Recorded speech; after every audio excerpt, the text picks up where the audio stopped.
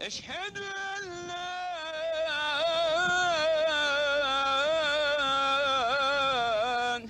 إله إلا الله.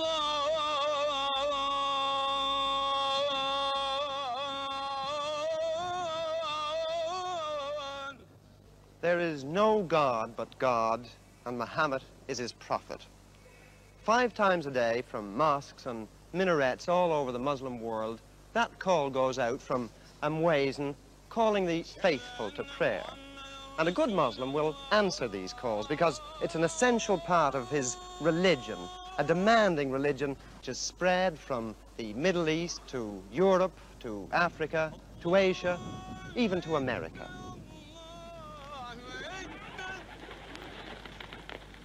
But prayer itself is just one outward observance of this religion, of Islam. There are others, many others, because Islam doesn't just mold men's minds. It dictates their way of life.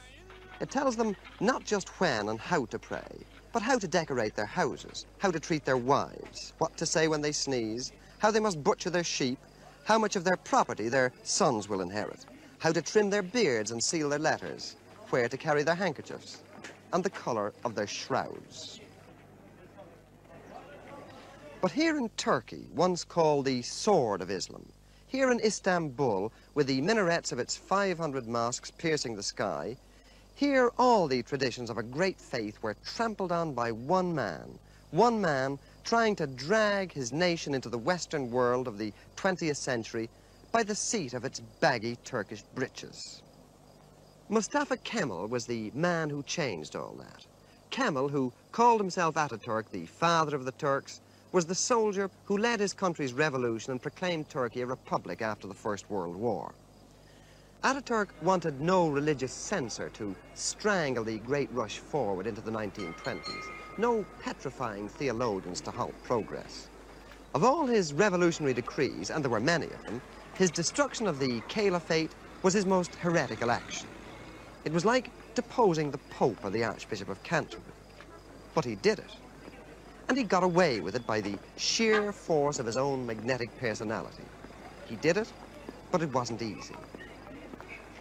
Ataturk did away with Arabic, the holy language, so that it only existed on ancient monuments. He banned all the trappings of Islam.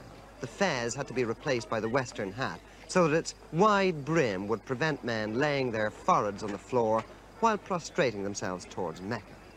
He made them wear lounge suits instead of flowing robes. He removed the veils which covered the faces of modest Muslim women. He made them have civil marriage ceremonies.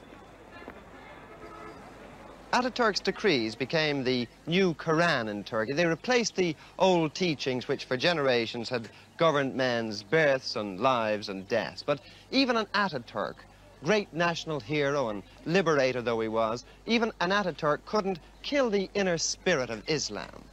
So Islam bided its time. And in 1938, when Ataturk died, the imams felt it was safe perhaps to begin just a cautious revival. Quiet backsliding to the ways of the faith continued until 1950, when Adnan Menderes was elected prime minister and was forced to make good electoral promises made to the peasants who wanted more faith and less freedom.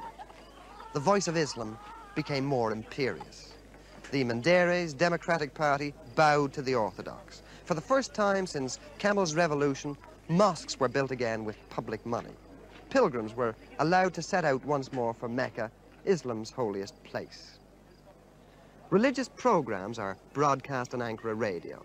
There's even a theological faculty in Istanbul, and in remote areas there are villagers hardy enough to wear the turban.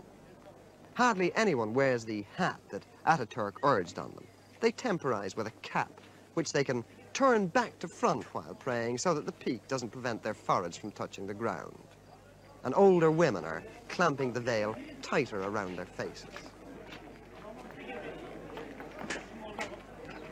In Ataturk's day, the Muezzin had to proclaim the Esan, the call to prayer, in Turkish. Now, once again, he sings it out in Arabic, the language of the Prophet. Menderes himself paid dear for his concessions, for his adulteration of the pure milk of Kemalism. When the army revolted in 1960, they had him tried for corruption and hanged him.